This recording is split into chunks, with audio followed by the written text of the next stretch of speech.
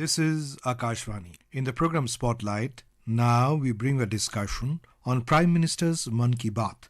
The participants are Anand Mishra, political analyst, and S. Rangabhashyam, anchor. Anand Mishra ji, a warm welcome to this program. We would be discussing about the 109th episode of Mann Ki Baat, which actually happens to be the very first episode in this new year, 2024. The Prime Minister, Shri Narendra Modi, in his inimitable style, touched upon a variety of topics and subjects in this edition of Mann Ki Baat as well. We would be talking about a number of things like Padma Awards, women athletes, Khelo India, Pariksha Pe Charcha, and all that. But let me begin with the thing which he spoke about in the first part of the program itself, about the Pran Pratishtha ceremony. Just a week back it happened, and it actually was a huge program for the entire country, and the a momentous occasion in the history of a country. And we could see that there was a unanimous feeling about Lord Rama, and everywhere there were celebrations, there were bhajans being sung, Shobha Yatras being taken out, everything. What would you say? It's a historic, it's a momentous occasion in the history of our nation, isn't it, sir? Definitely, this was a landmark moment, and the kind of response that is received across the country. I mean, you could see in cities different resident welfare organizations, citizens celebrating it, lighting diya in their balconies, and music and songs being played in small and large temples across the country. So this had resonance across the country.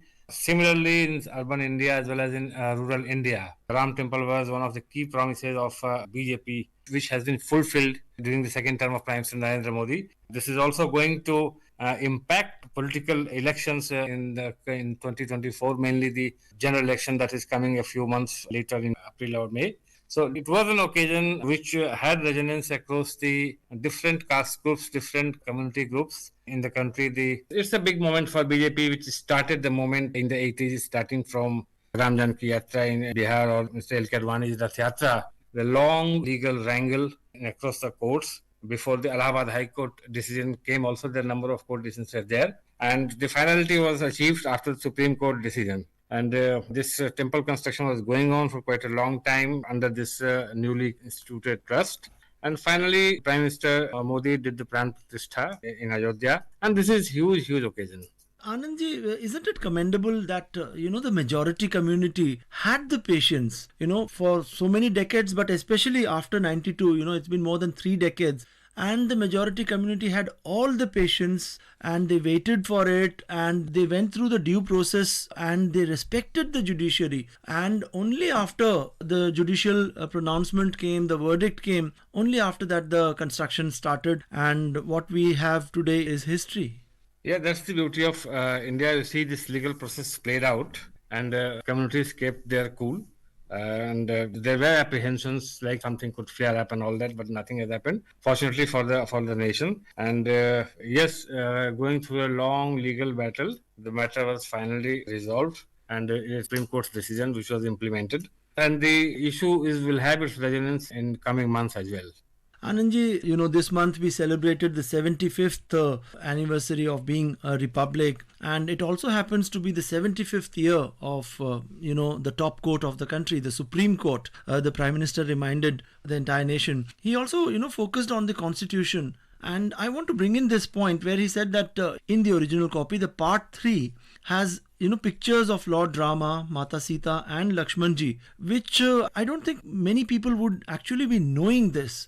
And that, in a way, doesn't it impart a tinge of, sacredness to the Constitution? The same sacredness with which we probably look at, say, Bhagavad Gita or Ramayana or any of other religious texts. The Constitution becomes all the more sacred. And the entire concept of good governance, probably stems from this. Apart from Lord Rama being worshipped in different temples, the concept of Ram Rajya has been very heartwarming for Indian residents for centuries. People, when there was good governance, there was a natural comparison with Ram Rajya. So in 1947, when the country got independence and the constitution was being drafted, there's a long round discussion on what kind of paintings and drawings will be there in the constitution. In fact, the famous artist Nandalal Bose of Santiniketan was authorized to oversee the artworks, and his team went through various drawings and paintings depicting saints, gurus, rulers, various mythological characters from Indian history.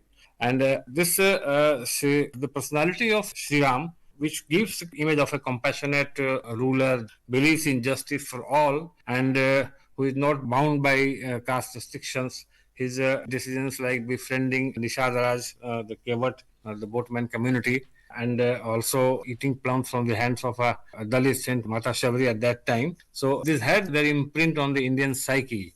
So yes, the constitution did have this painting of Rama, Sita and Lakshman in the very beginning. Constitution makers did think of Ram Rajya as a role model.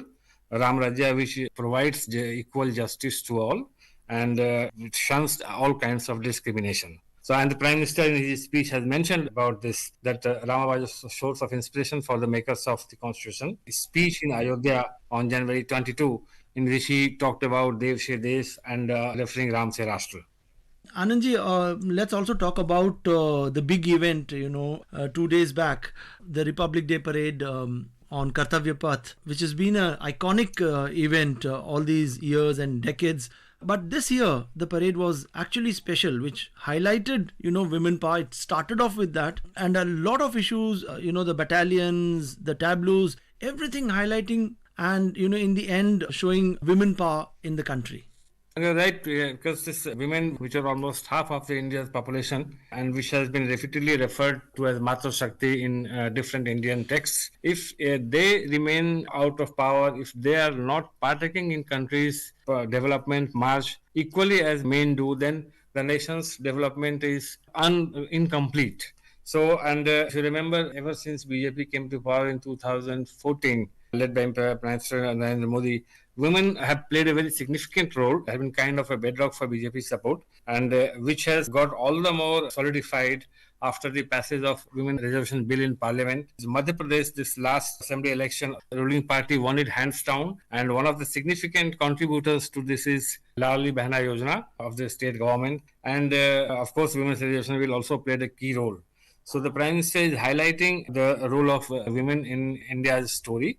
There has been larger participation of women in the Indian security forces in last few years. So that was very much visible on the Republic Day parade that we saw.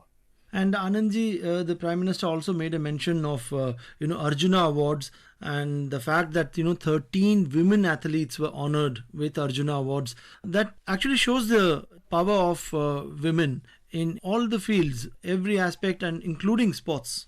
It's very heartwarming. The Prime Minister mentioned about these women athletes, and that comes on the top of recent controversy about involving women wrestlers, and which we were talking about how the women wrestlers have been treated in and what is the controversy in WFI. So this time, this event shows that women have played a significant role in sports activities, not only in wrestling, but in other places, in other sports as well. So that is very heartwarming for the country because if we remember among women sports person, there are only a few which we could recall earlier. I think the earliest name that I recall is P.T. Usha, which resonated with our generation. But now a large number of women earn names for them, laurels for them, and especially even in games like wrestling, which was considered an exclusively male domain. So the Prime Minister has been focusing on women empowerment, not only through politics, but also through their participation in life's other activities. And in the last few years, a number of women have won laurels for the country in sports, athletes, wrestling, even cricket, which was by and large a male game. I see a lot of traction now for also Indian women cricket. So that's a very positive sign for India's growth story. Anandji, the Honorable Prime Minister in today's Mann Ki Baat program also touched upon an issue which the medical fraternity has been, debating and discussing for many, many years and decades now. Organ donation, which is so crucial to save lives, to improve the quality of lives of patients. But somehow that awareness could not be created, and the number of donations, although, over the years have gone up, and the inspiring efforts of non-governmental organizations, the entire medical fraternity towards organ donation, but still lot needs to be done in this direction. We have not performed as expected. It's a country with such a vast population. Organ donation, especially in kidney transplant cases, we particularly find that organ donation is not a thing which is coming naturally. There has been efforts to popularize it, but somewhere there are superstitions, also some religious beliefs, and lack of awareness, lack of infrastructure also, because there is certain time frame in which the organ has to be extracted once a person dies. So somewhere we have not been able to create a foolproof mechanism for that. But yes, I agree with you that this organ donation thing, I think that there is a need for all-round focus. There is a need for some very effective strategy, because as far as other healthcare aspects are concerned, we have made strides. But this is a field in which still the Indian population is hesitant. Anandji, in today's program, the Prime Minister also, spoke about standardization of prescription, especially in our country where we have so many systems of medicine. We have the allopathic system, the Ayurvedic system, and also, conventional Indian systems like Unani and Siddha, apart from Ayurvedic. But across these streams, there is no standardization in describing an ailment, in describing an organ or a disease. So he has called for standardization of prescription, so that when a patient goes from one system to another, or even in the same system, say for example Ayurveda, from one doctor to another, the doctor can easily make out what the issue is. That's why, in fact, this is a very primary exercise. In fact, where we need to do a lot if we want to popularize the alternative medicine. Because allopathic treatment, the reach of allopathic treatment is limited. Still, this doctor-patient ratio in India is very poor. And the solution lies somewhere if you could popularize this alternative therapy of Ayurveda, Unani, naturopathy.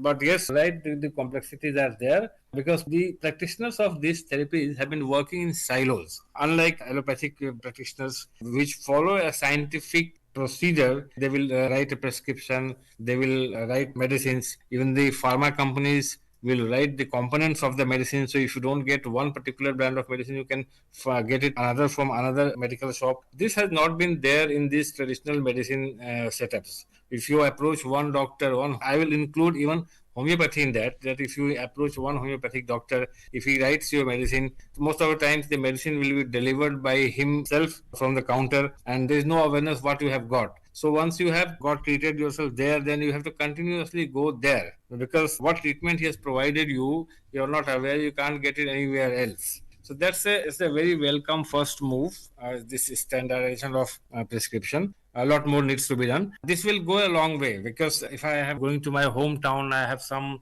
medical issue, and I have got treatment from any naturopath, any Ayurvedic doctor, Unani or Siddha, and I come back to Delhi, and if I have a standard prescription which prescribes some particular medicines, then I can follow up the treatment here, which was not happening earlier. In fact, you were tied to the doctor you saw once. So that is expected to go a long way in resolving this problem. But apart from that, a lot of other things also will have to be done with regard to medicines associated with these therapies. Anandji, the Prime Minister also, spoke about a unique radio program in Chhattisgarh titled Hamar Hathi Hamar Goth, where the program focuses about, information about herds of elephants, roaming into a certain village, and gives out detailed information relating to their movement, so that people in that particular area or district and group of villages could be careful so that not to venture into the route of the herd of elephants, and that saves a lot of destruction and lives. So that in a way is a application oriented radio program. I must admit that this is also news to me. I also missed this thing. I was there for such a long time. Yeah. But this goes on to prove that such a small scale community reach out through information mediums will be more effective. I mean, radio's reach is so wide that it is there available even in the rural hinterlands, tribal areas which are by and large disconnected from road network and all that. So the success of this program, in fact, opens a window. This is perhaps time that we think of such community radio for in many other areas as well. Thank you so much for joining us. Thank you so much. You were listening to a discussion on Prime Minister's Mann Ki Baat. The participants were Anand Mishra, political analyst, and S. Rangabhashyam, anchor. This program was produced and presented by the News Services Division of Akashvani. You can listen to it on a mobile app, News on AIR. This program is also available on a YouTube channel, News on AIR Official. You may share your feedback about this program through email at airnsdtalks@gmail.com or WhatsApp on 9289094044.